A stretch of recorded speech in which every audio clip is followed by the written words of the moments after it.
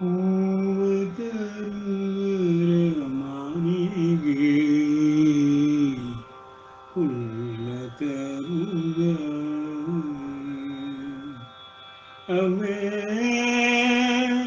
ಲಕುಮಿ ರಮಣ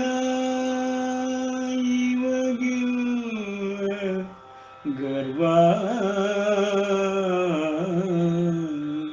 ಹೂವ ತರುವರ ಮನೆಗೆ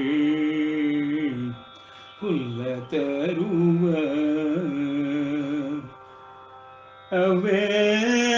ಲಕುಮಿ ರಮಣ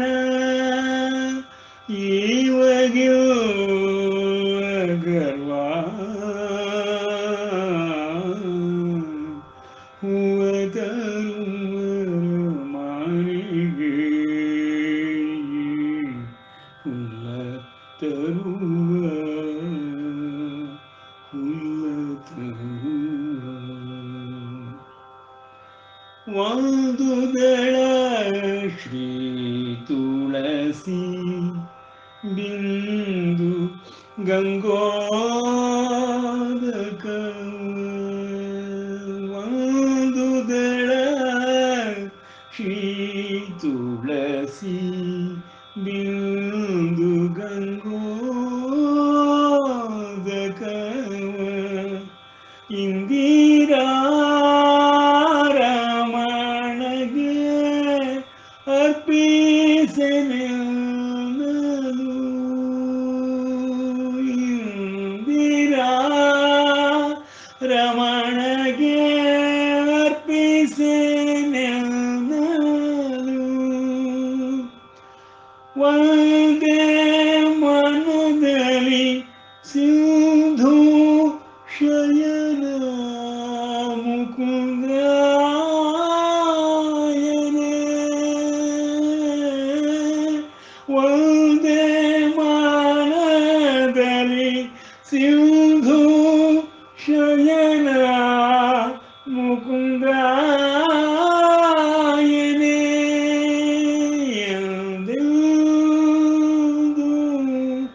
ಉದೀಪನ ಮನ ಮಂದಿರ ದೊಳಗೆ ಎಂದೆಂದು ಉದೀಪನ ಮನ ಮಂದಿರ ದೊಳಗೆ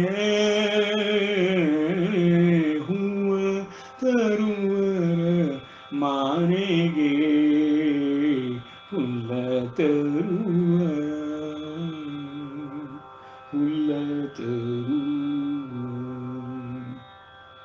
ಪರಿಪರಿಯ ಪುಷ್ಪಗಳ ಪರಮಾತ್ಮಗೆ ಅರ್ಪಿಸಿ ಪರಿಪರಿಯ ಪುಷ್ಪಗಳ ಪರಮಾತ್ಮಗೆ ಅರ್ಪಿಸಿ ಪರಿಪೂರ್ಣನೆಂದು ಸೇವೆಯನ್ನು ಮಾಡಿ ಪರಿಪೂರ್ಣನೆಂದು ಸೇವೆಯನ್ನು ಮಾಡಿ ಸರಸಿಜಾಕ್ಷನು ತನ್ನ ಸಕಲ ಸ್ವಾತಂತ್ರ್ಯದಲ್ಲಿ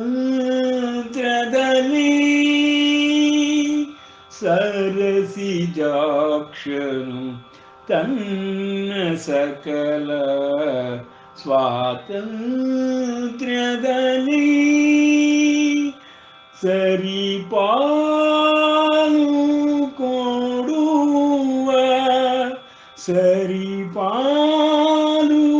ಕೊಡುವ ತನ್ನರ ಮನೆಯೊಳಗೆ ಸರಿ ಪಾಲು ಕೊಡುವ ತನ್ನರ ಮನೆಯೊಳಗೆ ಹೂವ ತರುವರ ಮಾನೆಗೆ ಹುಲ್ಲ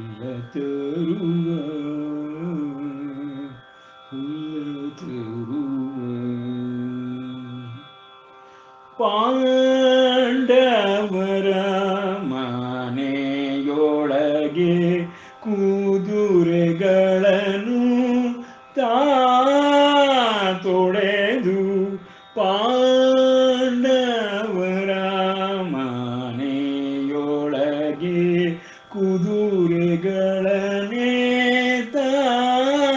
ತೊಳೆದು ಪುಂಡರೀಕಾಕ್ಷತ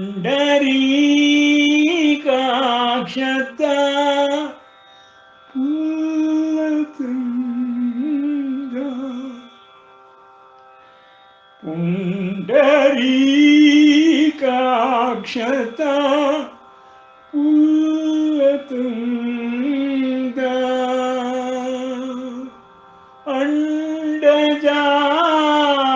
ಅಂಡಜಾಧಿಪ ನಮ್ಮ ಪುರಂದರ ವಿಠಲನು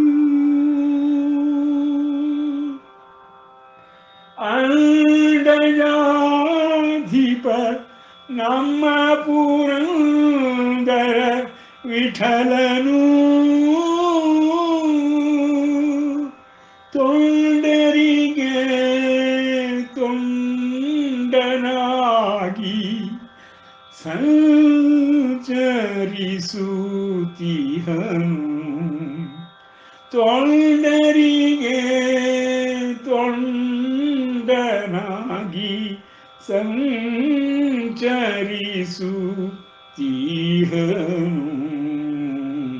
ಹೂವ ತರುವರ ಮನೆಗೆ ಹುಲ್ಲ ತರುವ ಅವೇ ಲಕುಮಿ ರಮಣ ಅವೇ ಲಕುಮಿ ರಮಣ ಇವಗಿಲ್ಲ ಗರ್ವ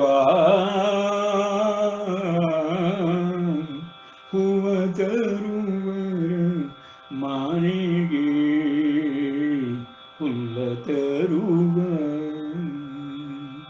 ಹುಲ್ಲ ತರುವ ಶುಕ್ಲಾಂಬರಧರಂ ವಿಷ್ಣುಂ ಶಶಿವರ್ಣಂ ಚತುರ್ಭುಜಂ ಪ್ರಸನ್ನವದನಂ ಧ್ಯಾಯೇತ್ ಸರ್ವವಿಘ್ನೋಪಶಾಂತಯೇ ಅಗಜಾನನ ಪದ್ಮಾರ್ಕಂ ಗಜಾನನಮಹರ್ನಿಶಂ ಅನೇಕದಂತಂ ಭಕ್ತಾನಾಂ ಏಕದಂತಮುಪಾಸ್ಮಹೇ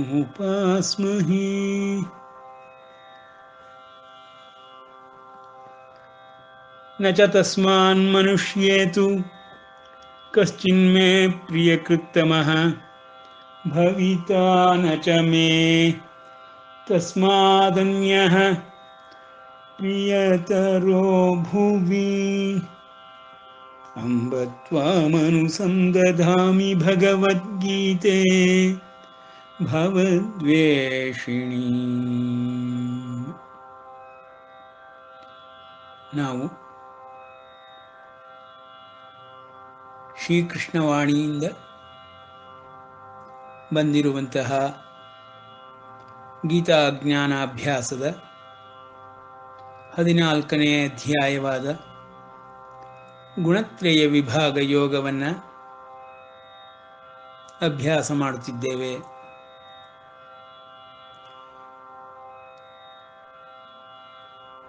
ವ್ಯಾಸ ಋಷಿಗಳಿಂದ ಬೋಧಿಸಲ್ಪಟ್ಟು ಗಣಪತಿ ದೇವರಿಂದ ಬರೆಯಲ್ಪಟ್ಟು ಈ ಗೀತಾಜ್ಞಾನವು ಶ್ರೀಕೃಷ್ಣವಾಣಿ ಎಂದು ಯುದ್ಧರಂಗದಲ್ಲಿ ಅರ್ಜುನನಿಗೆ ವಿಷಾದದ ಸ್ಥಿತಿಯನ್ನು ತಲುಪಿದಾಗ ಬೋಧಿಸಿ ಮತ್ತೆ ಅವನನ್ನು ಹೃದಯ ದೌರ್ಬಲ್ಯದಿಂದ ಹೊರಕ್ಕೆ ತಂದು ಯುದ್ಧವಾಡಲು ನಿಯುಕ್ತನನ್ನಾಗಿ ಮಾಡುತ್ತಾನೆ ಎಂಬ ಪ್ರಸಂಗವನ್ನು ಆಧರಿಸಿ ಶ್ರೀಕೃಷ್ಣನು ಅರ್ಜುನನಿಗೆ ಧರ್ಮದ ಚೌಕಟ್ಟಿನೊಳಗೆ ಕರ್ಮವನ್ನು ಹೇಗೆ ನಡೆಸಬೇಕೆಂಬುದನ್ನು ತಿಳಿಸುತ್ತಲಿದ್ದಾನೆ. 6 ಅಧ್ಯಾಯಗಳಲ್ಲಿ ಈ ಪ್ರಪಂಚದಲ್ಲಿರುವ ಸಕಲ ಜೀವರಾಶಿಗಳ ವಿಷಯವನ್ನು ತಿಳಿಸಿದ ಪರಮಾತ್ಮ ಮತ್ತಾರು ಅಧ್ಯಾಯಗಳಲ್ಲಿ ಈ ಸಕಲ ಜಗತ್ತಿಗೂ, ಸಕಲ ಜಗತ್ತಿನಲ್ಲಿರುವ, ವಿಶ್ವದಲ್ಲಿರುವ ಸರ್ವ ಜೀವರಾಶಿಗಳಿಗೂ ಮೂಲನಾಗಿ, ಆಧಾರನಾಗಿ ತಾನೇ ಇರುವನೆಂದು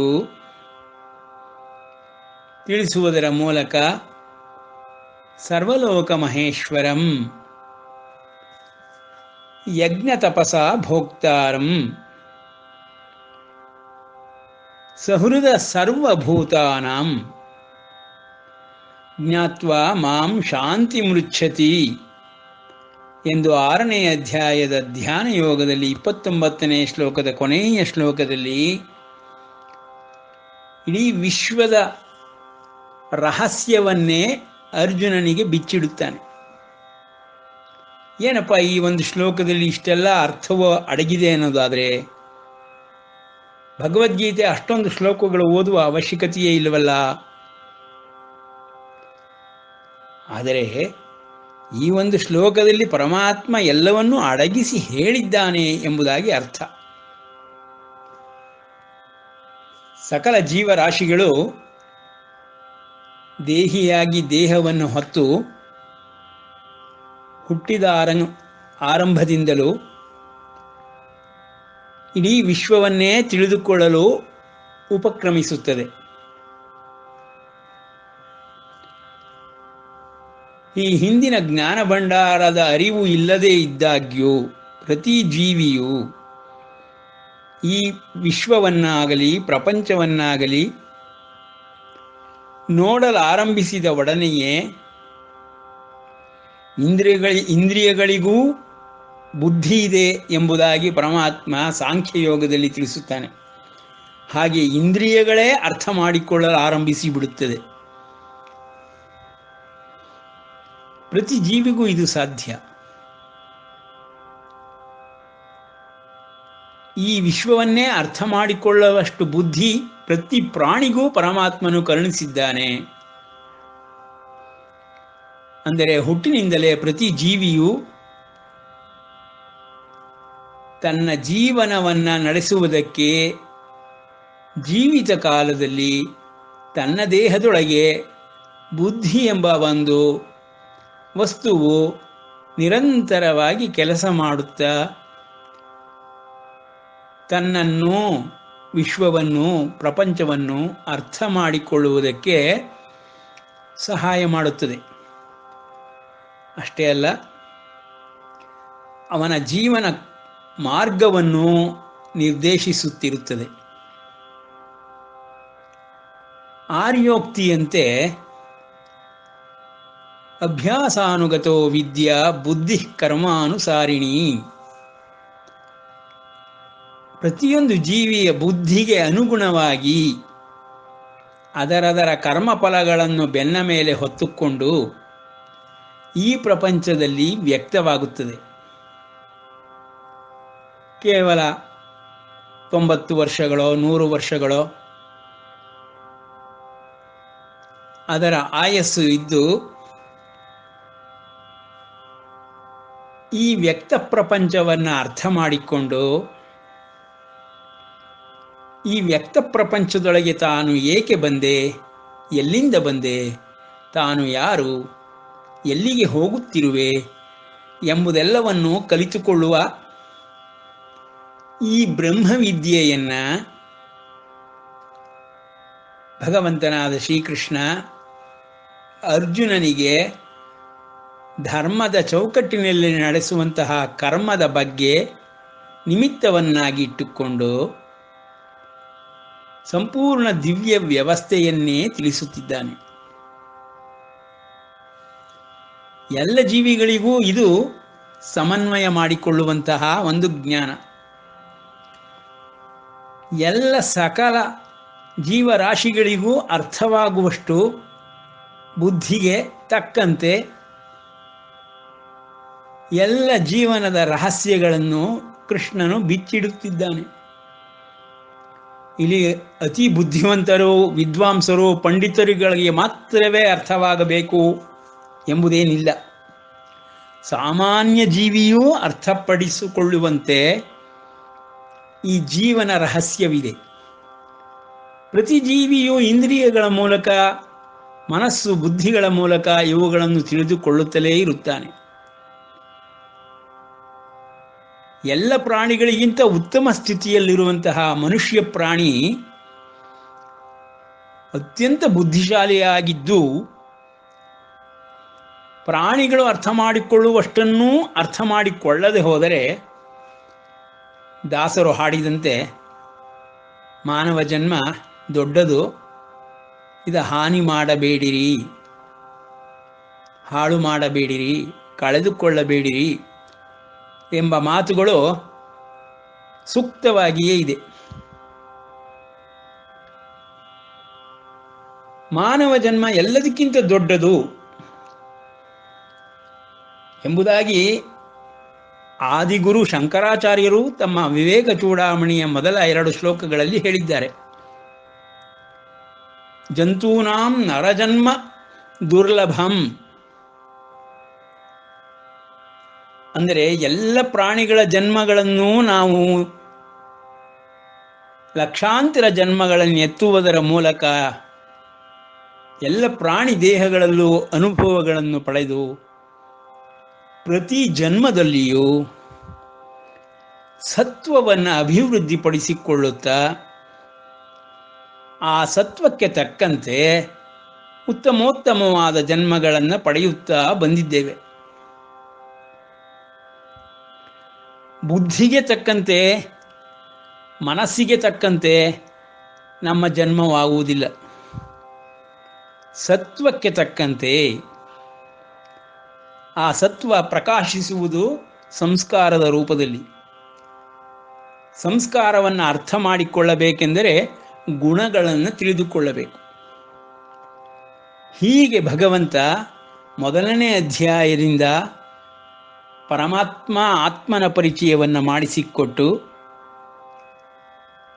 6 ಅಧ್ಯಾಯಗಳಲ್ಲಿ ಪ್ರತಿ ಜೀವಾತ್ಮನು ಹೇಗೆ ಪರಮಾತ್ಮನನ್ನು ಹೊಂದಬಹುದು, ಪರಮಾತ್ಮನ ಸ್ತರಕ್ಕೆ ಏರಬಹುದು, ಆರೂಢನಾಗಿ ಯೋಗಾರೂಢನಾಗಿ ಹೇಗೆ ಪರಮಾತ್ಮನ ಸಾಧರ್ಮ್ಯವನ್ನು ಹೊಂದಬಹುದು, ಪರಮಾತ್ಮನ ಪರಾಭಾವವನ್ನು ಹೊಂದಬಹುದು ಎನ್ನುವುದೆಲ್ಲವನ್ನು ತಿಳಿಸಿಕೊಟ್ಟ ಪರಮಾತ್ಮ 6ನೇ ಅಧ್ಯಾಯದಲ್ಲಿ ಪ್ರಯೋಗಾತ್ಮಕವಾಗಿ ಯಾವ ಒಂದು ಕರ್ಮಗಳನ್ನು, ಕ್ರಿಯೆಗಳನ್ನು ಮಾಡುವುದರ ಮೂಲಕವಾಗಿ ಯೋಗ ಸಿದ್ಧಿಗಳನ್ನು ಪಡೆದುಕೊಳ್ಳಬಹುದು, ಅದರಿಂದ ದೈವತ್ವಕ್ಕೆ ಏರಬಹುದು, ತನ್ನ ಸತ್ವವನ್ನು ಅಧಿಕವಾಗಿಸಿಕೊಂಡು ದೇವತೆಗಳಿಗೆ ಸಮನಾಗಿ ಸ್ಥಾನವನ್ನು ಗಳಿಸಿಕೊಳ್ಳಬಹುದು, ಇನ್ನೂ ಸತ್ವಾಭಿವೃದ್ಧಿಯಿಂದ ಪರಮಾತ್ಮ ತ್ರಿಮೂರ್ತಿಗಳನ್ನೇ ಒಲಿಸಿಕೊಳ್ಳಬಹುದು, ಮುಮುಕ್ಷುವಾಗಿ ಈ ಜನ್ಮಗಳ ಚಕ್ರದಿಂದ ಹೊರಬರಲೂಬಹುದು. ಆ ಮುಮುಕ್ಷತ್ವವನ್ನೇ ಗುರಿಯನ್ನಾಗಿಸಿಕೊಂಡು, ಮುಮುಕ್ಷತ್ವವನ್ನೇ ಪೂರ್ಣ ಗುರಿಯಾಗಿ ಇಟ್ಟುಕೊಂಡು ವೇದಾಂತವನ್ನು ಹೇಗೆ ತಿಳಿದು ಅಭ್ಯಾಸ ಮಾಡಬೇಕೆಂಬುದನ್ನು ಸಿದ್ಧಾಂತ ರೂಪದಲ್ಲಿ ಮಾಡಿಕೊಟ್ಟಂತಹ ನಮ್ಮ ಆದಿಶಂಕರರು ಸಕಲ ಜೀವರಾಶಿಗಳಿಗೂ ಮುಮುಕ್ಷತ್ವವೇ ದೊರಕಬೇಕೆಂಬ ಮಹದಾಕಾಂಕ್ಷೆಯಿಂದ ಎಲ್ಲ ಬೋಧನೆಗಳನ್ನು ಮಾಡಿದ್ದಾರೆ. ಆದರೆ ನಾವು ದಿನನಿತ್ಯದಲ್ಲಿ ಕಾಣುತ್ತಿರುವ ಈ ಜೀವನ ಯಾತ್ರೆಯ ಚಿತ್ರಣವನ್ನು ನೋಡಿದಾಗ ಕೋಟಿ ಕೋಟಿ ಕೋಟಿ ಜನ್ಮಗಳಲ್ಲಿ ಒಬ್ಬೊಬ್ಬರು ಮಾತ್ರ ಮುಮುಕ್ಷುತ್ವವನ್ನು ಗುರಿಯನ್ನಾಗಿಸಿಕೊಂಡು ತಮ್ಮ ಜೀವನವನ್ನು ನಡೆಸುತ್ತಾರೆ. ಇನ್ನು ಮಿಕ್ಕೆಲ್ಲ ಜೀವರಾಶಿಗಳು ಸಾಮಾನ್ಯ ಪ್ರಾಣಿಗಳಂತೆ ಸತ್ವವನ್ನು ಅಭಿವೃದ್ಧಿಪಡಿಸಿಕೊಳ್ಳುತ್ತಾ ಜೀವನವನ್ನು ಮುಗಿಸಿಕೊಳ್ಳುತ್ತಾರೆ. ಆ ಸಾಮಾನ್ಯ ಜೀವರಾಶಿಗೆ ಅನ್ವಯವಾಗುವಂತೆ ಸತ್ವಾಭಿವೃದ್ಧಿಗೆ ಅನುಕೂಲವಾಗುವಂತೆ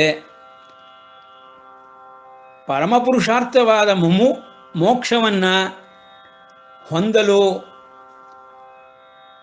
ಯಾವ ಜೀವಕ್ಕೆ ಸಾಧ್ಯವಾಗುವುದಿಲ್ಲವೋ ಅಂತಹ ಜೀವಗಳಿಗೂ ಮೋಕ್ಷಕ್ಕೆ ಹೋಗಬೇಕಾದ ಮಾರ್ಗವನ್ನಾಗಲಿ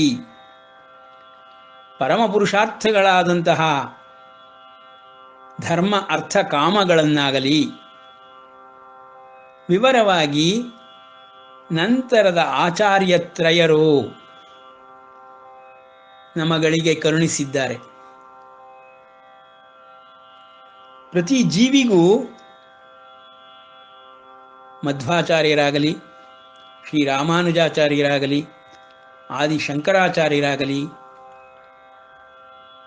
ಜೀವನ ಮಾರ್ಗವನ್ನು ಸಾಮಾನ್ಯ ಬುದ್ಧಿಯುಳ್ಳ ಜೀವಿಯೂ ಹೇಗೆ ಧರ್ಮಾರ್ಥ ಕಾಮ ಮೋಕ್ಷಗಳನ್ನು ಪಡೆದುಕೊಳ್ಳುವ ದಿಸೆಯಲ್ಲಿ ಮುಂದುವರಿಯಬಹುದು ಎಂಬುದನ್ನು ರತ್ನಗಂಬಳಿ ಹಾಸಿದಂತಹ ಮಾರ್ಗವನ್ನೇ ಕರುಣಿಸಿಕೊಟ್ಟಿದ್ದಾರೆ.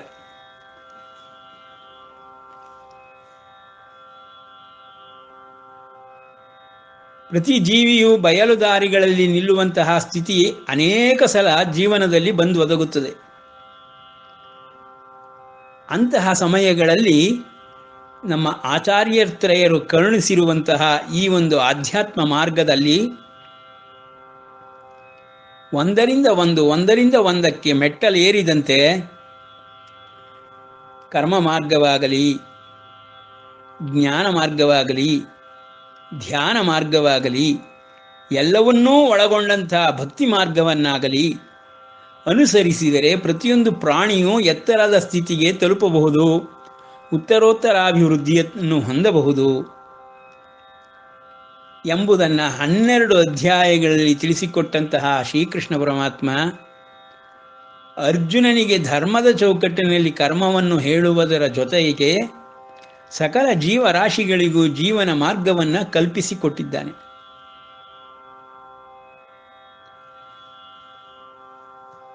ಆ ಒಂದು ದಿಸೆಯಲ್ಲಿ ಭಗವದ್ಗೀತಾ ಜೀವನ ಮಾರ್ಗಕ್ಕೆ ಒಂದು ಕೈಪಿಡಿ. ಯಾವುದೇ ಜೀವಿ ಯಾವುದೇ ಗುರುವಿನ ಹತ್ತಿರ ಹೋಗದೆ ಭಗವದ್ಗೀತೆಯನ್ನು ದಿನವೂ ಅಭ್ಯಾಸ ಮಾಡಿ ಓದುತ್ತಾ ಇದ್ದರೆ ಅವನಿಗೆ ಎಲ್ಲವೂ ಗೋಚರವಾಗುತ್ತಾ ಹೋಗುತ್ತದೆ. ಭಗವಂತನ ವಾಣಿ ಅಷ್ಟು ಸುಂದರ, ಸರಳ, ಸುಲಭ, ಸುಮಧುರ. 10 ಬಾರಿ ಭಗವದ್ಗೀತೆಯನ್ನು ಓದಿಬಿಟ್ಟರೆ ಅವರವರ ಮಾತೃಭಾಷೆಯಲ್ಲಿ ಅರ್ಥವನ್ನು ತಿಳಿದುಕೊಂಡರೆ ಮುಂದಿನ ದಾರಿಯನ್ನು ಆ ಭಗವಂತನೇ ತೋರಿಸುವನು. ಆ ರೀತಿ ಈ ದಿವ್ಯ ವ್ಯವಸ್ಥೆಯು ಹಾಸು ಹೊಕ್ಕಾಗಿದೆ. ಕರ್ಮ ಮಾರ್ಗವಾಗಲಿ, ಧ್ಯಾನ ಮಾರ್ಗವಾಗಲಿ, ಯೋಗ ಮಾರ್ಗವಾಗಲಿ ಎಲ್ಲರಿಗೂ ಲಭ್ಯ.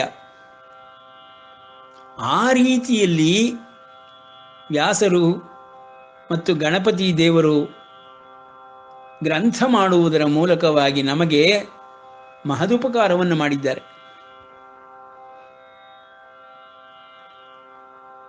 ಇಲ್ಲಿ ನಾವು ಮಾರ್ಗದ ವಿಷಯದಲ್ಲಿ ಚರ್ಚೆ ಮಾಡುತ್ತಾ ಸಿದ್ಧಾಂತಗಳನ್ನು ಅನುಸರಿಸುವ ವಿಷಯದಲ್ಲಿ ಚರ್ಚೆ ಮಾಡುತ್ತಾ ಕುಳಿತುಕೊಳ್ಳುವ ಪ್ರಮೇಯವೇ ಇಲ್ಲ.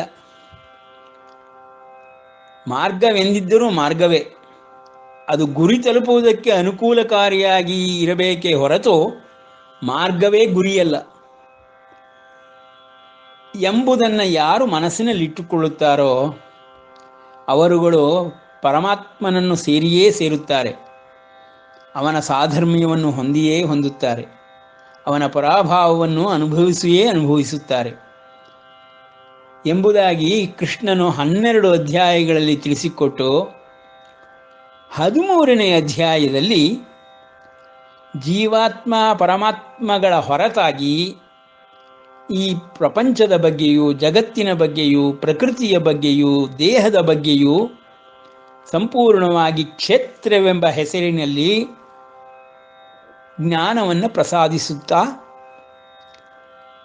ಈ ದೇಹಕ್ಕೆ ಆತ್ಮ ಪರಮಾತ್ಮಗಳು ಹೇಗೆ ಬಂಧಿಸಲ್ಪಟ್ಟಿರುತ್ತದೆ, ದೇಹವೇ ಆತ್ಮ ಪರಮಾತ್ಮನನ್ನು ಬಂಧಿಸಿರುತ್ತದೆಯೋ ಅಥವಾ ಆತ್ಮ ಪರಮಾತ್ಮನೇ ದೇಹವನ್ನು ಧರಿಸಿದ್ದಾನೆಯೋ ಎಂಬ ವಿಷಯಗಳನ್ನು 14ನೇ ಅಧ್ಯಾಯದಲ್ಲಿ ಗುಣತ್ರಯ ವಿಭಾಗ ಯೋಗದಲ್ಲಿ ಪರಮಾತ್ಮನು ತಿಳಿಸಿಕೊಡುತ್ತಿದ್ದಾನೆ. ಅದನ್ನು ಅರ್ಥ ಮಾಡಿಕೊಳ್ಳಲು 6ನೇ ಅಧ್ಯಾಯದ 29ನೇ ಶ್ಲೋಕವೇ ಆಧಾರ. ಭೋಕ್ತಾರಂ ಯಜ್ಞತಪಸಾಂ ಸರ್ವಲೋಕ ಮಹೇಶ್ವರಂ ಸುಹೃದಂ ಸರ್ವಭೂತಾನಾಂ ಜ್ಞಾತ್ವಾ ಮಾಂ ಶಾಂತಿ ಮೃಚ್ಛತಿ. ಸಕಲ ಜೀವರಾಶಿಗಳ ಜೀವನದ ಸಂಪೂರ್ಣ ಮಾರ್ಗ, ಗುರಿ, ಸಾರ ಈ ಒಂದು ಶ್ಲೋಕದಲ್ಲಿ ಅಡಗಿದೆ. ಭಗವಂತ ಹೇಗಪ್ಪ ಇದ್ದಾನೆ ಎಂದರೆ, ಪರಮಾತ್ಮನು ಸರ್ವ ಯಜ್ಞ ತಪಸ್ಸುಗಳಿಗೆ ಭೋಕ್ತಾರನಾಗಿದ್ದಾನೆ. ಅವನೇ ಸರ್ವಲೋಕ ಮಹೇಶ್ವರನಾಗಿದ್ದಾನೆ. ಭೂಮಂಡಲಾದಿಯಾಗಿ ಇಡೀ ವಿಶ್ವವನ್ನೇ ದೇಹವನ್ನಾಗಿಸಿಕೊಂಡಿದ್ದಾನೆ. ದೇಹವನ್ನು ಪರಮಾತ್ಮನು ಧರಿಸಿದ್ದಾನೆ. ಮತ್ತು ಸುಹೃದಂ ಸರ್ವಭೂತಾನಾಂ, ಜೇಡವು ಹೇಗೆ ಬಲೆಯನ್ನು ಕಟ್ಟಿ ಅದರ ಮಧ್ಯದಲ್ಲಿ ಕುಳಿತುಕೊಂಡಿರುತ್ತದೆಯೋ ಆ ರೀತಿ ಪ್ರತಿಯೊಂದು ದೇಹದಲ್ಲಿಯೂ ದೇಹವನ್ನು ಧಾರಣೆ ಮಾಡುತ್ತಾ ಪರಮಾತ್ಮನು ಮಧ್ಯಭಾಗದಲ್ಲಿ, ಹೃದಯ ಭಾಗದಲ್ಲಿ ಕುಳಿತಿರುತ್ತಾನೆ. ಸರ್ವಭೂತಾನಾಂ, ವಿಶ್ವವೇ ಅವನಾಗಿದ್ದಾನೆ, ಸರ್ವಲೋಕ ಮಹೇಶ್ವರನಾಗಿದ್ದಾನೆ. ಆದರೆ ಹೇಗೆ ಇಡೀ ವಿಶ್ವವನ್ನೇ ರಚಿಸಿದನೋ, ಜೇಡವು ತನ್ನ ಬಲೆಯನ್ನು ರಚಿಸಿದಂತೆ ಅದರ ಮಧ್ಯದಲ್ಲಿ ತಾನು ಕೊನೆಯಲ್ಲಿ ಕುಳಿತುಕೊಳ್ಳುವಂತಹ ಜೇಡರಂತೆ ಭಗವಂತನು ಈ ವಿಶ್ವದಲ್ಲಿ ಸಕಲ ಜೀವರಾಶಿಗಳಲ್ಲಿ, ಭೂತಾನಾಂ ಸರ್ವಭೂತಗಳಲ್ಲಿ ಸುಹೃದಂ ಹೃದಯ ಸ್ಥಾನದಲ್ಲಿ ನೆಲೆ ನಿಂತಿರುತ್ತಾನೆ. ಅವನೇ ಸರ್ವಲೋಕ ಮಹೇಶ್ವರ. ಸಕಲ ಜೀವವೂ ಮಾಡುತ್ತಿರುವ ಪ್ರತಿ ಕರ್ಮವೂ ಯಜ್ಞವೆಂದು, ಬುದ್ಧಿಶಕ್ತಿಯಿಂದ ಮಾಡುತ್ತಿರುವುದು ತಪಸ್ಸೆಂದು ಪರಮಾತ್ಮನೇ ಹೇಳಿ ಅವನೇ ಭೋಕ್ತಾರನಾಗಿರುವನೆಂದು, ಅವನು ಯಾವ ದೇಹದಿಂದಲೂ ಬಂಧಿಸಲ್ಪಟ್ಟಿಲ್ಲವೆಂದು. ಹಾಗಾದರೆ ಸಕಲ ಜೀವರಾಶಿಗಳಾದ ನಮಗೆ ಬಂಧನಕ್ಕೆ ಒಳಪಟ್ಟಂತೆ ಏಕೆ ಅನ್ನಿಸುತ್ತದೆ ಎಂಬುದಕ್ಕೆ ಕಾರಣವನ್ನೂ ಕೊಡುತ್ತಾರೆ. ಪರಮಾತ್ಮ ಎಲ್ಲ ದೇಹಗಳನ್ನು ಧರಿಸಿದ್ದಾನೆ. ಆದರೆ ಜೀವಾತ್ಮ ದೇಹಗಳಿಂದ ಬಂಧಿಸಲ್ಪಟ್ಟಿದ್ದಾನೆ. ಪರಮಾತ್ಮನಿಗೂ ಜೀವಾತ್ಮನಿಗೂ ಇಷ್ಟೇ ವ್ಯತ್ಯಾಸ.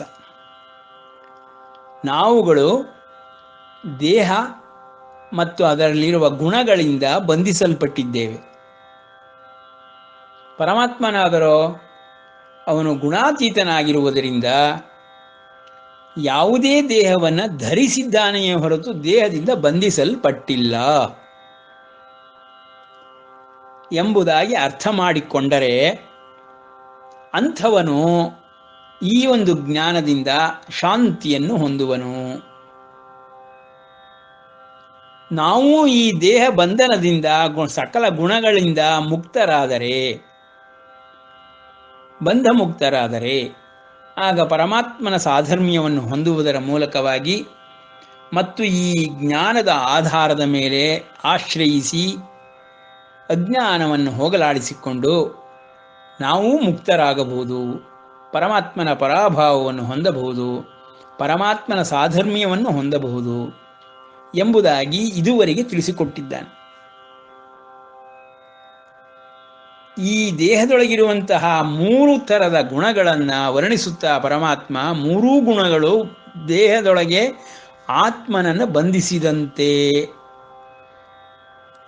ವರ್ತಿಸುತ್ತದೆ.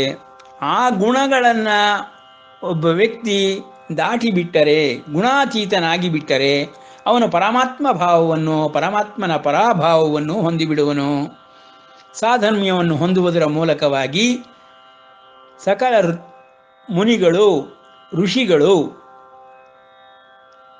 ನನ್ನ ಬಂದು ಸಾಧರ್ಮ್ಯವನ್ನೇ ಹೊಂದಿದ್ದಾರೆ, ಸಿದ್ಧಿಯನ್ನು ಪಡೆದುಕೊಂಡಿದ್ದಾರೆ ಎಂಬಂತಹ ಈ ಜ್ಞಾನವನ್ನು ನಿನಗೆ ತಿಳಿಸುತ್ತಿದ್ದೇನೆ ಎಂಬುದಾಗಿ 14ನೇ ಅಧ್ಯಾಯವನ್ನು ಗುಣತ್ರಯ ವಿಭಾಗ ಯೋಗದಲ್ಲಿ ಪರಮಾತ್ಮನು ವರ್ಣಿಸಲು ಆರಂಭಿಸಿದ್ದಾನೆ.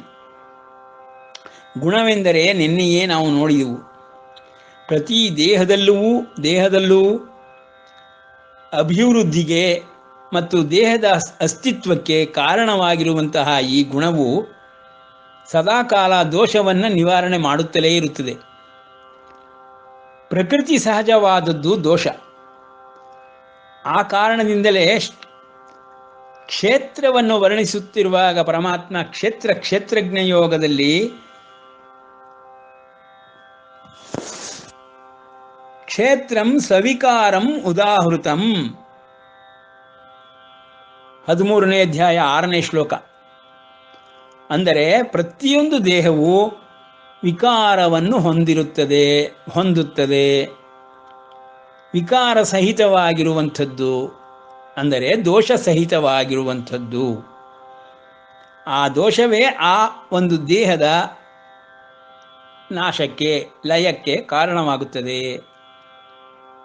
ಪ್ರಕೃತಿಯೇ ಸದಾಕಾಲವು ಅಸ್ತಿತ್ವದಲ್ಲಿರಬೇಕಾದರೆ ಗುಣಗಳೇ ಆಧಾರ. ಗುಣಗಳ ಆಧಾರದ ಮೇಲೆ ಪ್ರತಿಯೊಂದು ದೇಹವು, ಕ್ಷೇತ್ರವು ಅಸ್ತಿತ್ವವನ್ನು ಹೊಂದಿರುತ್ತದೆ. ಆ ಗುಣಗಳ ಒಳಗೆ ಸದಾಕಾಲವು ಚೈತನ್ಯ ಸ್ವರೂಪಿಯಾದಂತಹ ಪರಮಾತ್ಮನು, ಪ್ರತ್ಯಗಾತ್ಮನು ಇರುವನು ಎಂಬುದಾಗಿ ಇದುವರೆಗೆ ನಾವು ಕಲಿತ ಅಧ್ಯಾಯಗಳ ಸಾರ. ಈ ರೀತಿ ಕ್ಷೇತ್ರವೆಂಬುದಾಗಿ ದೇಹವನ್ನು ಪ್ರತಿಯೊಂದು ಜೀವಾತ್ಮನೂ ನೋಡಬೇಕು. ಆ ದೇಹವನ್ನು ಸತ್ವ ಅಭಿವೃದ್ಧಿಯ ಮೂಲಕವಾಗಿ ಆದಿಶಂಕರರು ವಿವೇಕ ಚೂಡಾಮಣಿಯಲ್ಲಿ ಹೇಳಿದಂತೆ ಮುಕ್ತಿರ್ನೋ ಶತಕೋಟಿ ಜನ್ಮ ಸುಕೃತೈ ಪುಣ್ಯೈ ವಿನಾ. ಯಾವುದೇ ಜೀವಕ್ಕೆ ಮುಕ್ತಿ ಎಂಬ ಮುಮುಕ್ಷುತ್ವವನ್ನು ಹೊಂದಿ ಮುಕ್ತಿ ಎಂಬುದನ್ನು ಪಡೆದುಕೊಳ್ಳಬೇಕಾದರೆ ಶತಕೋಟಿ ಜನ್ಮ ಸುಕೃತೈ ಪುಣ್ಯೈ ಅಂದರೆ ಸುಕೃತಗಳನ್ನೇ ಮಾಡುವುದರ ಮೂಲಕವಾಗಿ ಕೋಟಿ ಕೋಟಿ ಜನ್ಮಾಂತರಗಳಿಂದ ಪುಣ್ಯವನ್ನು ಸಂಪಾದಿಸಿದಂಥ ವ್ಯಕ್ತಿಗೆ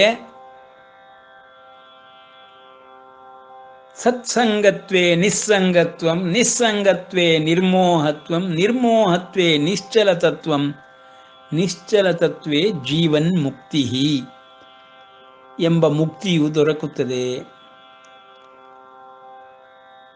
ಎಂಬುದಾಗಿ ಆದಿಶಂಕರರು ವೇದೋಕ್ತವಾದ ಉಪನಿಷತ್ತುಕ್ತವಾದ ಸಕಲ ಸಾರವನ್ನು 4 ಪದಗಳಲ್ಲಿಯೇ ಹಾಡಿದ್ದಾರೆ. ಹೀಗೆ ಮುಮುಕ್ಷು ಹೇತುವಾದಂತಹ ಪುಣ್ಯವನ್ನು ಸಂಪಾದನೆ ಮಾಡುವಂತಹ ಸತ್ಕರ್ಮಗಳನ್ನು ನಿಭಾಯಿಸುವಂತಹ ಪ್ರತಿ ಜನ್ಮವೂ ಉತ್ತರೋತ್ತರ ಅಭಿವೃದ್ಧಿಯನ್ನು ತಂದುಕೊಡುತ್ತದೆ. ಅದೇ ಜೀವನ ಕರ್ತವ್ಯವಾಗಿರುತ್ತದೆ. ಆ ಜೀವವೆಂಬ ಪ್ರಕೃತಿಯನ್ನು, ಆತ್ಮ ಪರಮಾತ್ಮನೆಂಬ ಚೈತನ್ಯವನ್ನು ದೇಹದೊಳಗೆ ಬಂಧಿಸಿಡುವುದಕ್ಕೆ ಕಾರಣವೇ ಗುಣಗಳು, ಸತ್ವರಜಸ್ತಮೋ ಗುಣಗಳು. ಪ್ರತಿಯೊಂದು ಜೀವಿಗೂ 3 ಶರೀರಗಳು, ಶರೀರತ್ರಯಗಳು ಇರುತ್ತವೆಂದು ನಾವು ತಿಳಿಯುತ್ತಾ ಬಂದಿದ್ದೇವೆ. ಈ 3 ಗುಣಗಳನ್ನು ಶರೀರತ್ರಯಗಳೆಂದೇ ನಾವು ಭಾವಿಸಬಹುದು. ಆತ್ಮ ಪರಮಾತ್ಮನಿಗೆ ಅತ್ಯಂತ ಹತ್ತಿರದಲ್ಲಿರುವಂತಹ ಕಾರಣ ಶರೀರವೇ ಸಂಪೂರ್ಣ ಸತ್ವಯುತವಾದದ್ದು, ಸಾತ್ವಿಕ ಗುಣವುಳ್ಳದ್ದು. ಅದರ ನಂತರ ಇರುವಂತಹ ಲಿಂಗ ಶರೀರ, ಸೂಕ್ಷ್ಮ ಶರೀರವೇ ರಜೋಗುಣವುಳ್ಳಂಥದ್ದು.